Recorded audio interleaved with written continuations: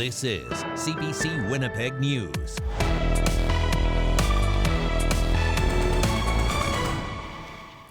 Good evening. Thank you for joining us. The mother of a 15-year-old charged in deadly assault in Point Douglas last month says Child and Family Services failed her son.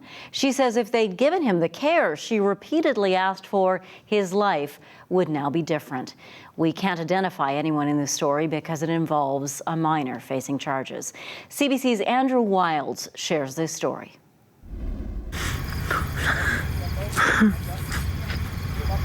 My son. An emotional moment for a grandfather. It's so hurt. It's so hurt to see my young grandson coming out. He had to have his hands up, and I went and wept with him because I don't know where this is going for him.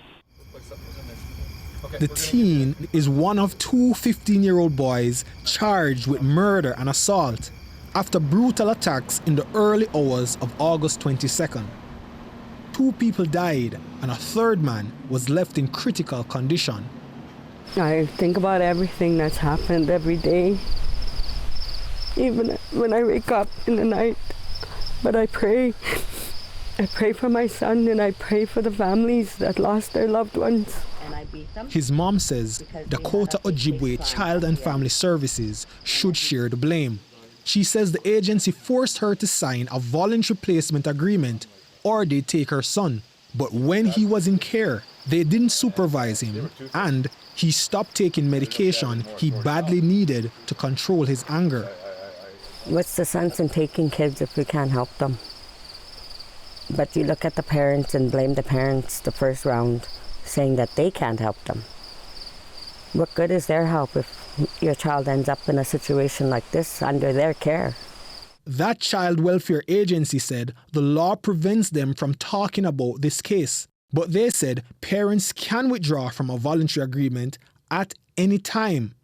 They also say parents who sign such agreements can make decisions about medical care. But First Nations family advocate Cora Morgan says that hasn't been her experience. Many parents feel forced to sign these agreements, thinking they'll have more access to their child. But she says parents end up with no say and get few updates.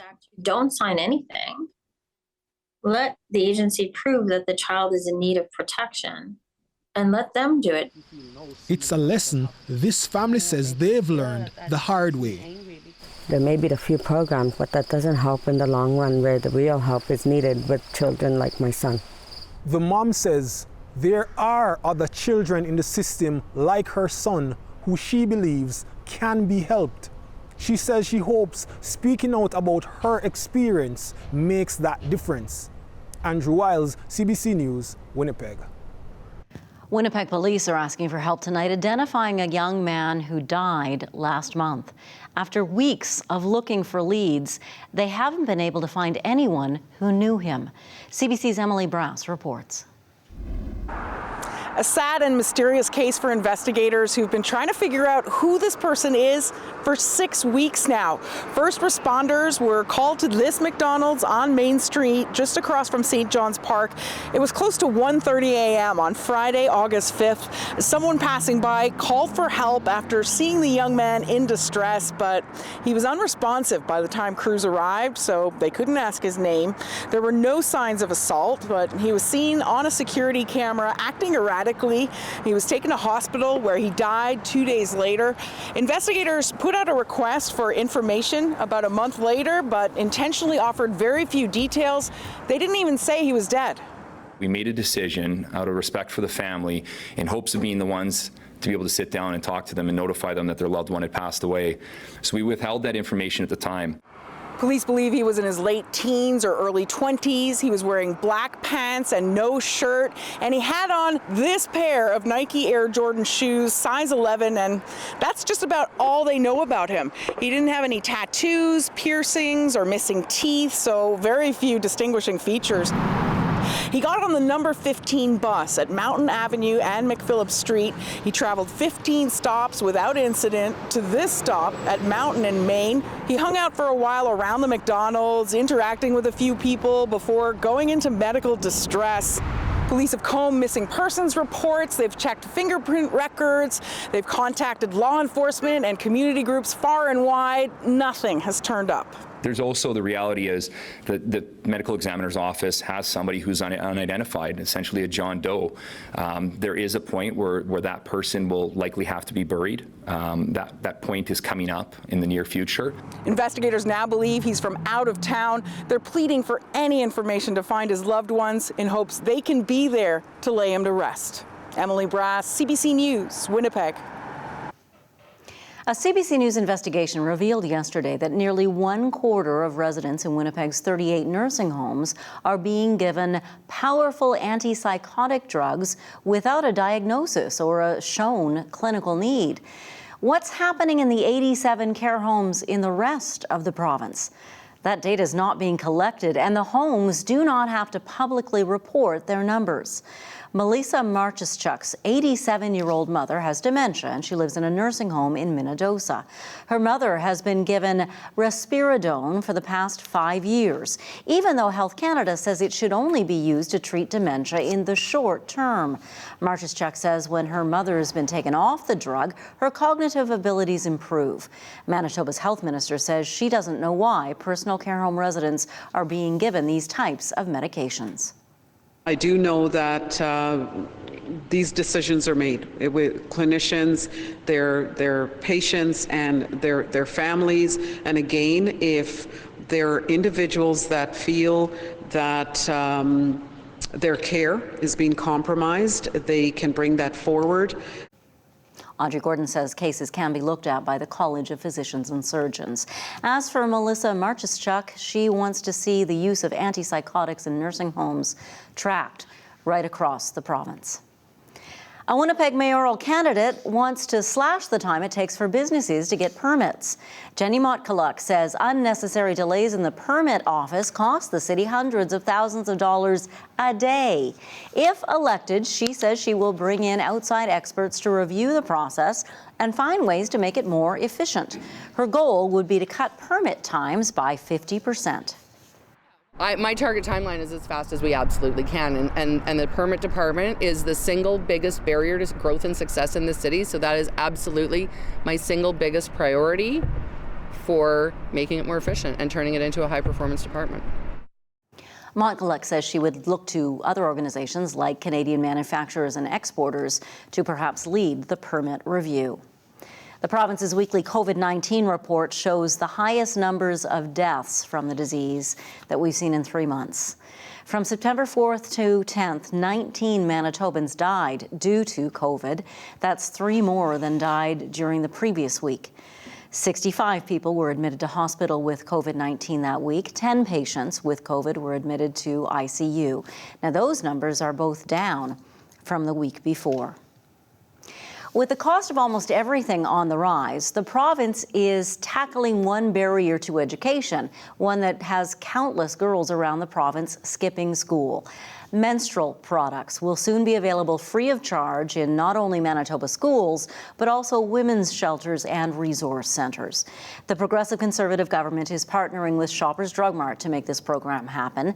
The company will provide 3.3 million tampons and pads each year for 3 years. Now, it's not clear yet if that's enough to meet demand. Many schools already do provide these products for free, but Families Minister Rochelle Squires says this new deal will lead to uniformity across the province.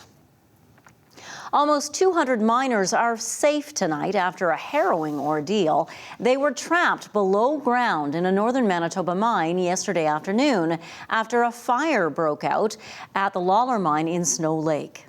The company that owns that mine, Hud Bay Minerals, said 177 workers were in the mine when a piece of equipment caught fire. The fire was put out, and all the workers were brought out safely by 1 a.m. But then the fire reignited sometime early this morning.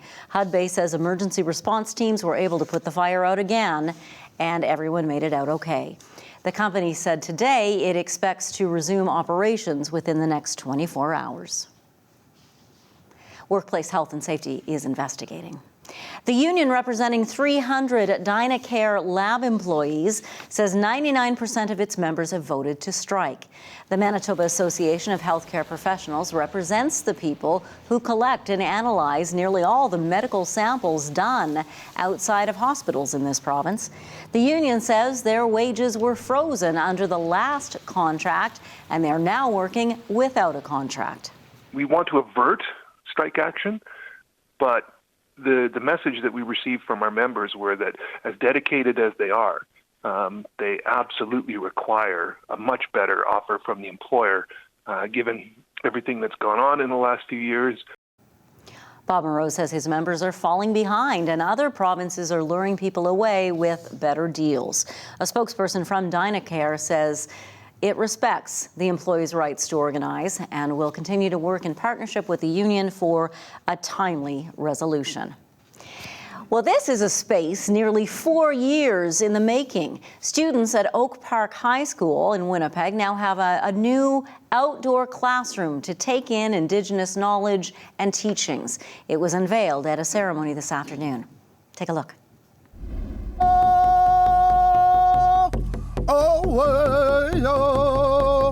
Some students and I in my class started talking about needing a space. You clearly see the ox cart wheel honoring the Métis people of the territory, the bison rubbing stone. You can imagine all of the people who used to wait here and used to hunt, because that would be their food source. It would be their teepees, their vessels for everything, so it has a lot of significance. At one time, the school would not allow us to smudge inside, and students went to admin and said, that's wrong. Like, why do we have to go outside? Why do we hide? We should be able to smudge in the building, and our administration at that time championed that cause.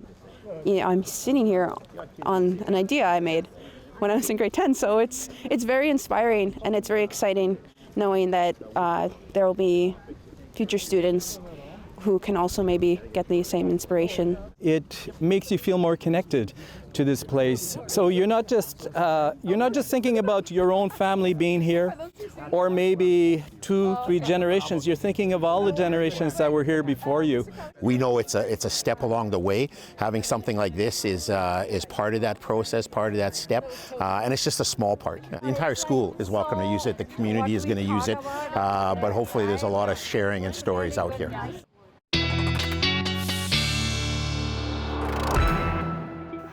How beautiful, meteorologist John Sauder, to have an outdoor classroom like that, a beautiful space. On a nice day would be really nice. Now, on a rainy day, perhaps like we had last night, and I guess there is more rain on the way. Yeah, this little sunny patch brought about another 1.5 degrees into our temperature this afternoon, very late in the afternoon. But yeah, I think the cloud is going to win, and so is the rain over the next couple of days. Let's get into looking back, first of all, at some rainfall amounts that were being recorded around Winnipeg and around southern Manitoba.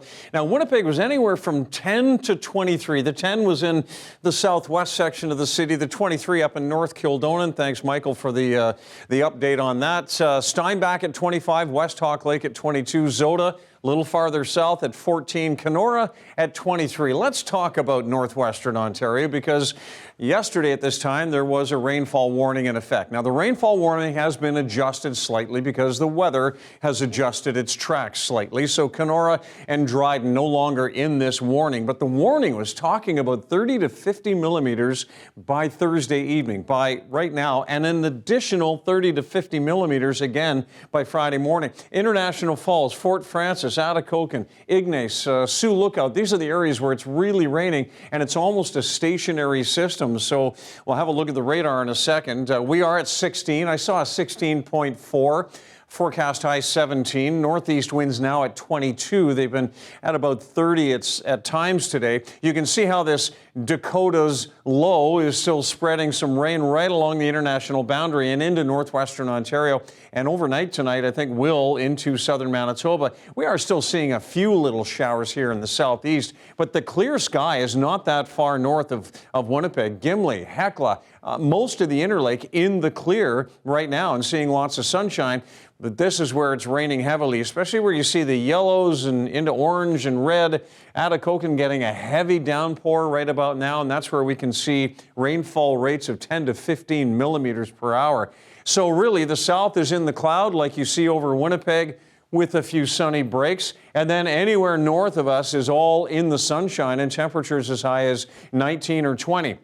All right, so as this system starts to move north and up into our region, we're going to start to see more showers overnight. And by overnight, I mean about 3, 4 in the morning, and then into the morning hours, on into the afternoon, according to this particular forecast model. And then we are just unsettled as we head on into Saturday, where we have cloudy skies Saturday morning and just a few scattered showers around, and maybe a shower or two on Sunday morning, but then things will start to clear from the west. Up to about 11 a.m. tomorrow. Not that impressive, really, 2 to maybe 7 millimeters. Look at Fort Francis, though, upwards of 60 by this time tomorrow. And then we get about 7 or 8 more here in the Winnipeg area when you add up all the little showers that are moving around the area. 10 degrees tonight, showers overnight. Again, that's toward the early morning hours. Rain breezy in the morning, and then that tapers to showers in the afternoon. And again, northeast winds pretty steady at about 20 kilometers per hour. Tomorrow's high just 13, and then we bounce back. Some sunshine Sunday afternoon, a high of 22. And for some, holiday Monday, mix of sun and cloud, and 23 degrees. Weather update is brought to you by Home Equip, your trusted local source for Pride Mobility scooters. From sales to rental and repair, our team is here to serve you.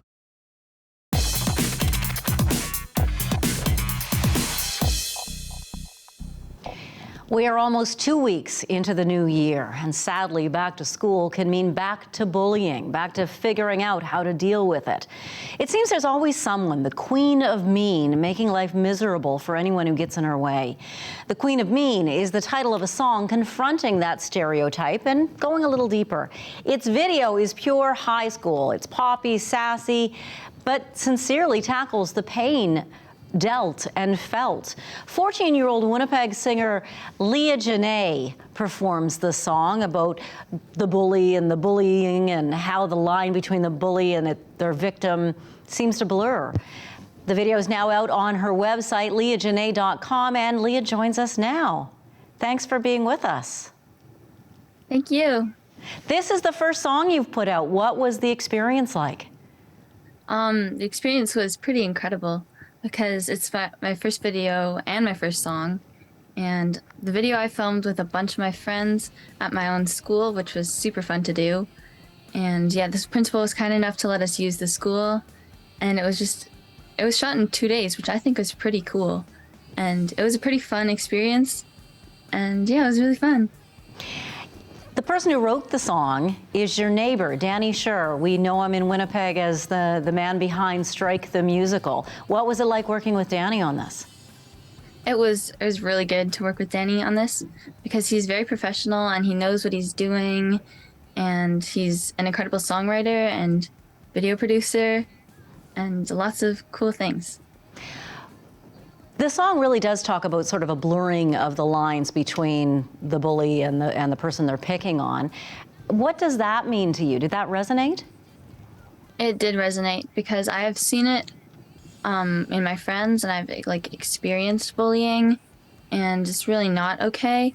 And people should know that they're not alone in their experiences, which is why I wanted to make this video and this song.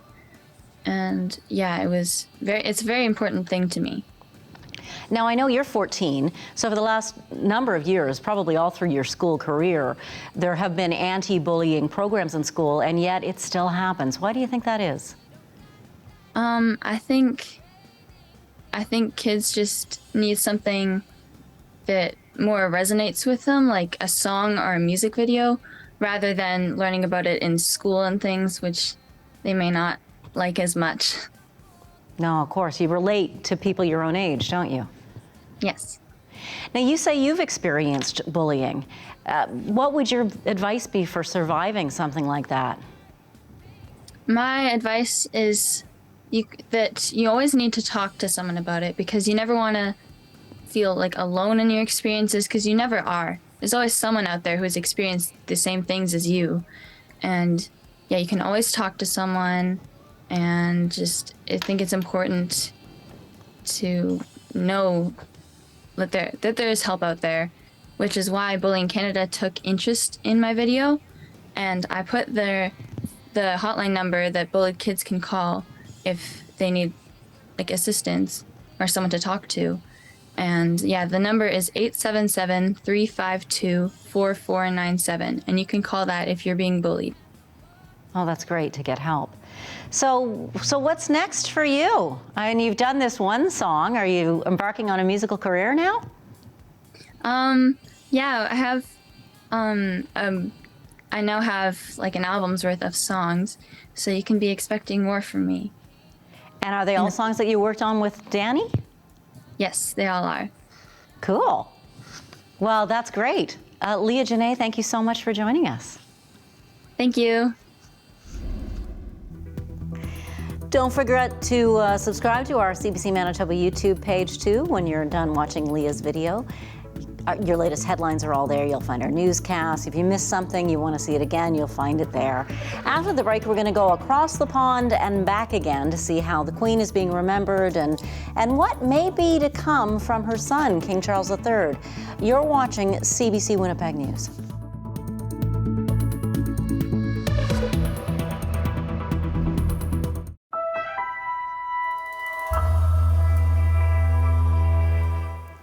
Tens of thousands of people from the United Kingdom and beyond have made a pilgrimage to pay their respects to Queen Elizabeth.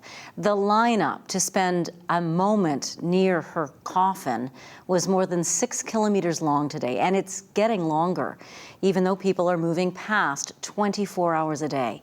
CBC's Abby Kuga-Gadassan is there. People streaming out of the Palace of Westminster say seeing the Queen's coffin with their own eyes was a devastating dose of reality. To see our Queen, yeah, powerful, and yeah, what an example. Beautiful, awesome. Yeah, I feel very privileged indeed. Waiting in line for 7-8 hours, strangers became friends. Wearing wristbands with numbers indicating their place in line, they were able to step out to get food or use the washrooms. Some 500 portable toilets have been set up along the route. She's just been there all the way through. What a person. There'll never be another one like her. Sorry, I'm starting again.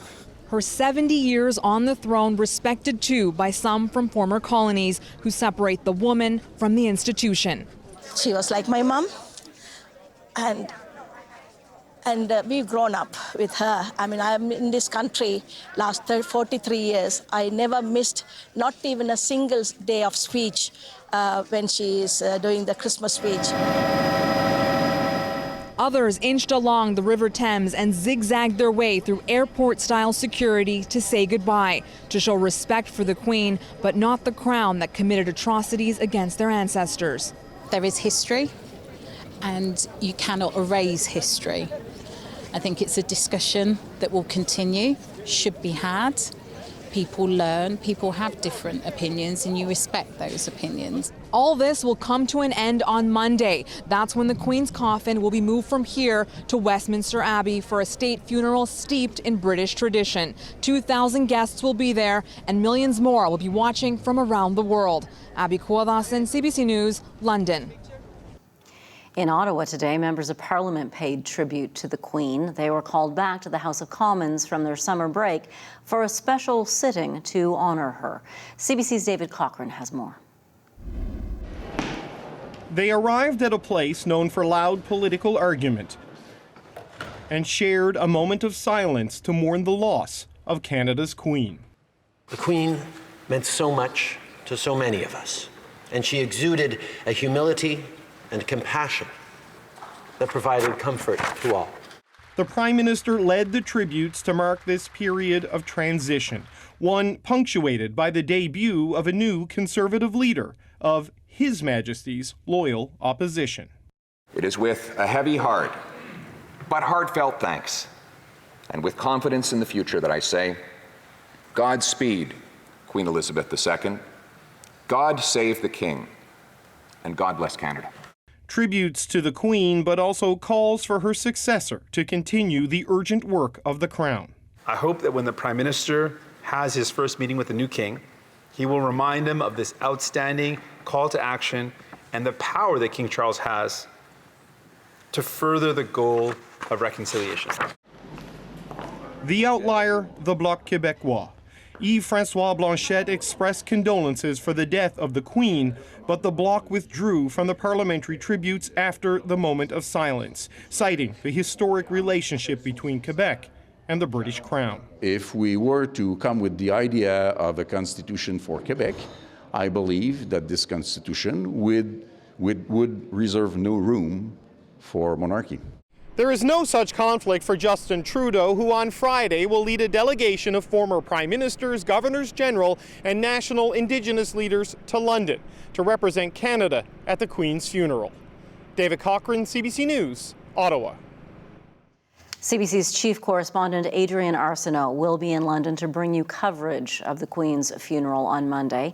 If you want to follow it live, it begins at 4 a.m. Central Time on CBC Television, CBC News Network, cbcnews.ca, and also streaming free on CBC Gem. You'll be able to find highlights on Gem and on our websites whenever you want to watch them. The Current's Matt Galloway will host coverage on CBC Radio starting at 4:30 a.m. Central Time on Monday. As King Charles takes over from his mother, people around the world are watching him closely for signs of what his reign might bring. CBC's Chris Brown has that story. Queuing may be the British way, but this line was remarkable, with up to an 8-hour wait to spend just a few moments next to the Queen's casket in Westminster Hall. It's been really nice though, because everybody's been friendly and everybody's here for the same reason, do you know what I mean?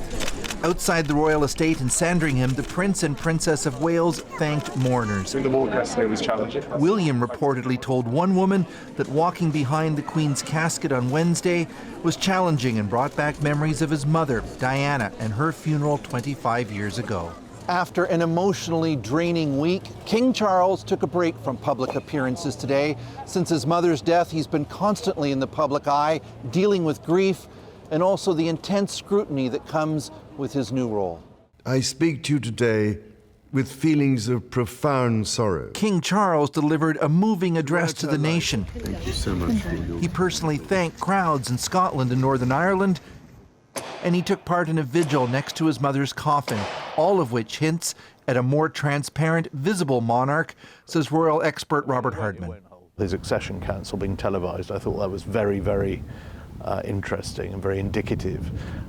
We've suddenly started seeing more audiences with ministers, with opposition leaders. But transparency also carries risks, such as a minor meltdown when his pen leaked. I mean, every monarch is different. They do things differently. I think he'll be 75 next year. We can't really retrain Prince Charles. We don't need to. He's the longest serving heir to the throne we've ever had. He will do it his way.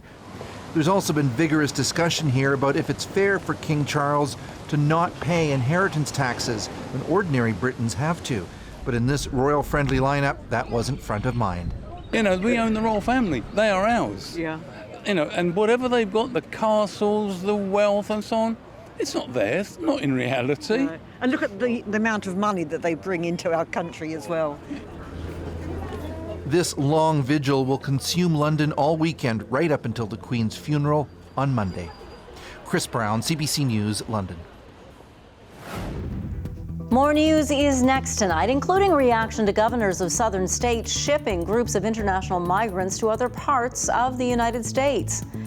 And then, John Sauder will bring us his look at the Manitoba forecast. You're watching CBC Winnipeg News.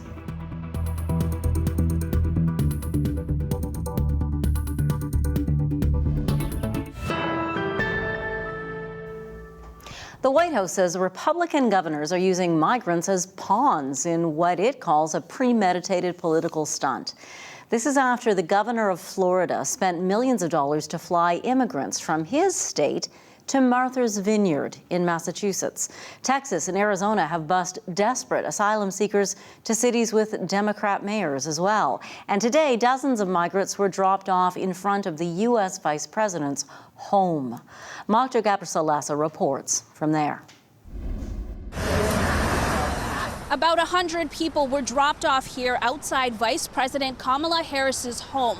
These are asylum seekers. Many of them, were told, traveled here from Venezuela. And when they started off, they had no idea that this is where they would end up. But they were put on buses from Texas and, in fact, did end up here this morning.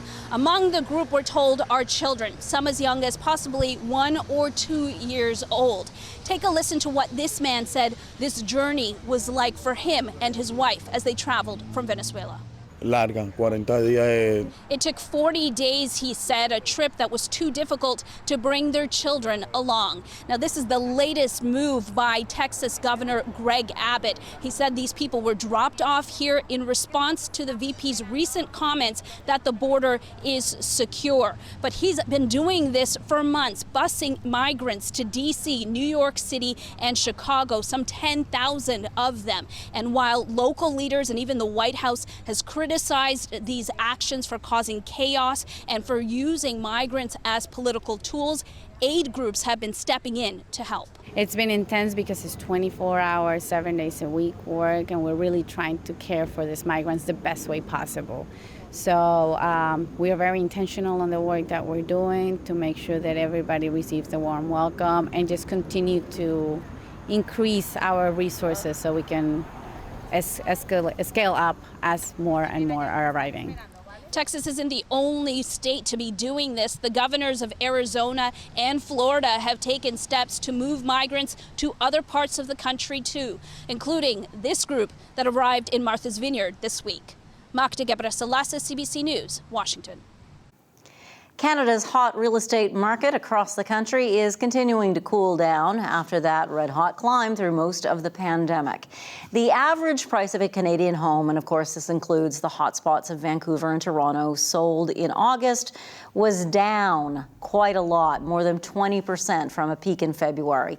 The Canadian Real Estate Association says the number of homes sold has been falling for 6 straight months now.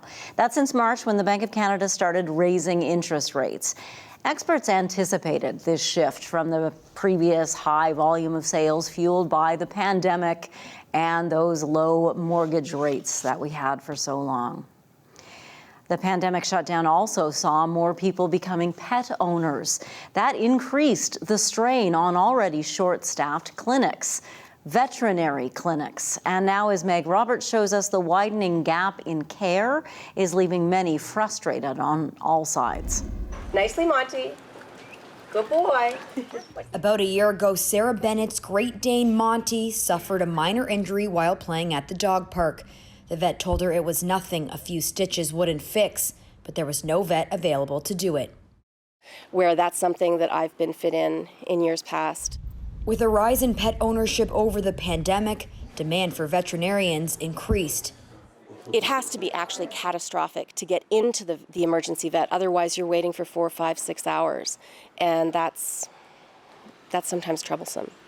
Experts say the industry is facing a shortage and other issues. Just like with human medicine, we're seeing veterinarians as frontline workers, and they're experiencing higher than normal rates of burnout. I walked in here this morning, 2 emergencies on in the exam room in the back, both on oxygen. My vets are full on. There's not an empty appointment in the clinic here today, and I know we'll all be trying to squeeze stuff in. It can take up to 4 weeks for a general appointment at the Dundas West Animal Hospital. With not a whole lot of room for new clients, an issue Dr. Scott Bainbridge believes could be resolved. To me, I think the answer there is to open more vet schools, and if we can increase capacity at our vet schools right now, I think that would make a world of difference. There's only one veterinary school in all of Ontario. It graduates about 120 vets each year. And that's probably not enough to keep up with it. The College of Veterinarians of Ontario says it's focused on licensing internationally educated vets. This past year, about 50% of the 363 licenses it gave out were vets trained in different countries. Bennett says with 2 Great Danes, she'd like to know that a vet is available when she needs them. Come on, Monty. Up, good boy. Meg Roberts, CBC News, Toronto. Anxiety, stress, grief, those are tough emotions to deal with at any age. Experts say children can benefit from play therapy, using toys to act out their feelings and their struggles. And it can help healthcare providers get a sense of how the child views their life. Our CBC cameras got a glimpse recently inside a clinic in Charlottetown. Play therapy is just as talk therapy is for adults. Children will often play out the challenges that they have, or maybe the anticipatory fears they have, or you can really get a sense of how a child views life and challenges by watching them play. So a play therapist has very specific toys in their playroom that will provide the child with the ability to use those toys. Instead of using words, they can play out how they're feeling. This dollhouse is really wonderful. It gets used a lot by children who have experienced lots of moves in their life. So as a result of perhaps foster care or maybe homelessness, so they can open up each door and tell a story about that part of their life where they lived. We'll often have kiddos come and play through some traumas, which is why the emergency vehicles are helpful. And grief and loss issues. So important to have miniatures that represent different family members. And then often, especially since COVID, we're seeing such an increase in children experiencing anxiety. Each of these miniatures is intentionally here to represent an experience that someone would have, and they can use this miniature to depict that experience in the sand tray. So really important to have miniatures that reflect different cultures and faith traditions. Most play therapists will also have a sand tray. A sand tray is used not just for little people, but also adults. Play really kind of sets the stage for creating safety and comfort. It's so important to really take some time and kind of get in touch with what are the activities and play-based activities that bring you joy. How can we feel more grounded and happy just in ourselves and with others around us? And go do that thing.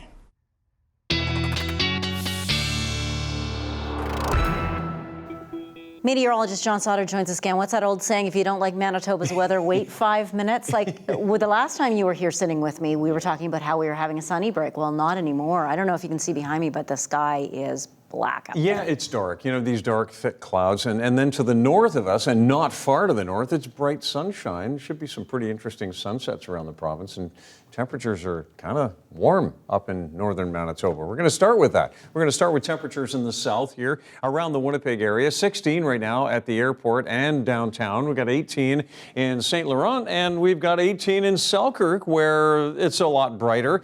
Looking at areas like Gimli, 18 degrees, 18 in Barons River, 17s for Brandon and Melita, where it's also a little bit brighter. The edge of the cloud is kind of cutting right from Pinawa through Winnipeg, still north of Morden and Winkler and down in this direction. So the numbers across the north are in the 20s in some areas, even far north like Lynn Lake. Thompson at 20, 18s Norway House, Flin Flon, The Pas, and 17s and 16s up the eastern edge of northern Manitoba, even a 14 in Churchill this afternoon. So yeah, pretty good looking weather across the north. Looks similar for tomorrow. However, here in the south, well, Fort Frances getting another 15 to 25 millimeters tonight. Another 10 to 15 on the way for tomorrow, and at least a chance of showers in Kenora, showers in Dryden, cloudy skies in Red Lake, and we have some overnight showers here in the southeast, but it's really from about Winnipeg and down to the southeast, and I would say Winnipeg's just on the northern edge of this. And by overnight, I don't mean just after midnight. I mean about 3, 4 in the morning, and just some scattered showers, so not expecting too much in the way of accumulation between now and about 6 a.m. Otherwise, we've got where there is clearer skies, we've got the patchy fog that is possible, a chance of showers in Portage. I would say that's about 40%, more like 60 in Morden and Winkler. And some patchy fog all across the north. Single-digit lows, kind of normal for this time of year.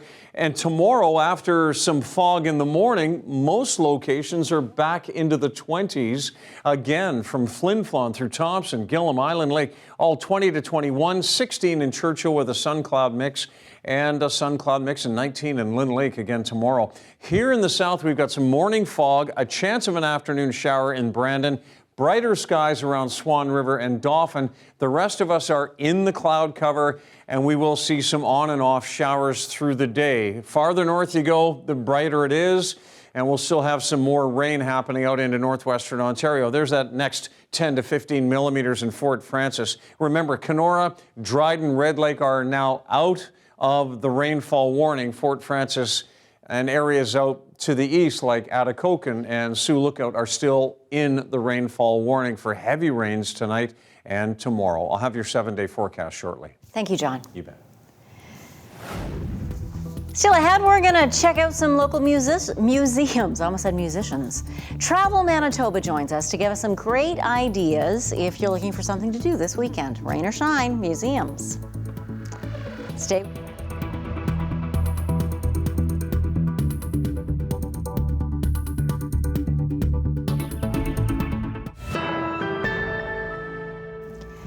When was the last time you went to a museum?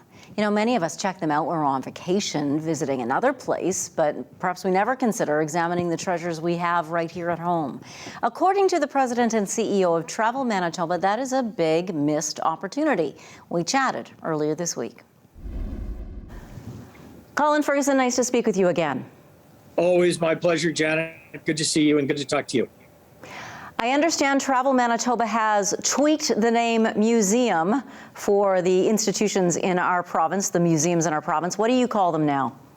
We tweaked it very slightly. We added a few letters, broke the word apart, and we now call them must-seeums. And there are over 230 must-seums in the province of Manitoba. They're in every nook and cranny of this province. They cover virtually every subject. The CMHR is the Canadian Museum for Human Rights, that is just one of them. It's a big one, but it's just one of them. But there's 230 in the province to explore. Wow. And exploring the CMHR, we may as well start there because you mentioned it. It is so beautifully, architecturally, it catches your eye. But what about the content? The content, first of all, that building is iconic. Hats off to Israel Asper, and then to Gail Asper for carrying the ball after his untimely passing. This is a remarkable museum. It's the only national museum of its kind in Western Canada. It tackles all kinds of human rights issues, from human struggle, sacrifice, triumph. There are 10 galleries. There are galleries that change over during the course of the year. This is a remarkable museum to go and see. It is in our own backyard, and it is the envy of many. And if you are also interested, you can attend free of charge, free admission. Friday afternoons after 5 o'clock is available to people with free admission. This is one to see. It is absolutely world class. A lot of people won't have been to the Manitoba Museum in years since they were young or their kids were young, and it's done a lot of updating as well. Yeah, a lot of people say, I haven't been to the Manitoba Museum since I was in school. And, well, they're missing out on a lot. The Manitoba Museum has undergone a tremendous amount of renovation and changes to their galleries. It is full of history, artifacts, telling the true Manitoba story. It is extremely well done. And then they've got such incredible galleries like the Nonsuch Gallery, which is home to the Nonsuch ship, the Prairies Gallery, and so much more. If you haven't been for a while, pack up the kids, pack up your family members. This is a very worthwhile visit. You will really enjoy yourself. I know they hold lots of special events there too that are really interesting, as does the Winnipeg Art Gallery. Wow, this one's a jewel. The Winnipeg Art Gallery is a jewel in and of itself, but the newest edition, Komiok, the Inuit Art Gallery, it stands for It Is Bright, It Is Lit, it is 14,000 pieces of Inuit art. There are, in addition to the carvings, there's prints, there's textiles, there's clothing, there's all kinds of Inuit artifacts in this facility. It is absolutely spectacular, and it is an incredible story, and it is very educational, apart from being visibly very attractive. And every second Sunday is free admission to the general public as well. And this is one not to miss. This is a real highlight and a new addition to the must-see-ums in Manitoba. The must-see-ums, the 230 must-see-ums in Manitoba. Colin Ferguson, thanks for your time today. Always my pleasure, Janet. Look forward to the next one. Your daily lift is still to come tonight, as well as meteorologist John Sauder with your 7-day forecast. You're watching CBC.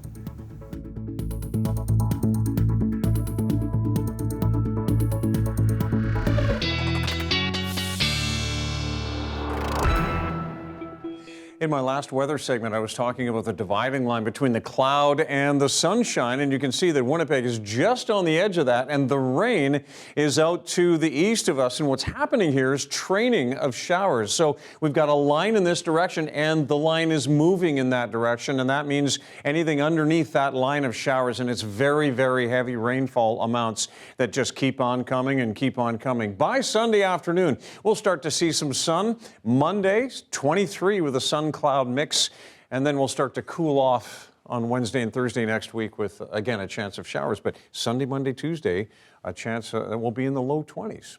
The ever-changing climate comes with challenges, and sometimes that means a surprise visitor. Or two.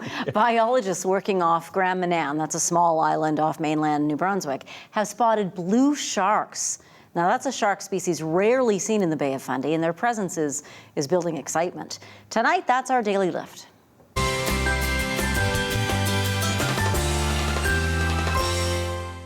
I've done thousands of whale watches, and I've seen sharks in Fundy, but I've never seen a blue shark, not that I could positively identify as a blue shark. And this sighting we had was amazing. I mean, the small shark was right beside the boat, very curious species. I think probably the key to this is temperature. We're having some very strange gyrations in the upper atmosphere and the wind directions and things. We suddenly got into the right conditions where the surface waters have warmed up, and it's brought in the blue sharks. Every day, we never know what we're going to see. And that's something that I love about the job, for sure. But to see a new species that I've never seen, yeah, it was exciting, for sure. Absolutely beautiful. Yeah.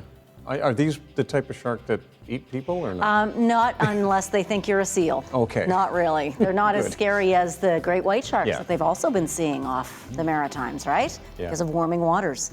Good night.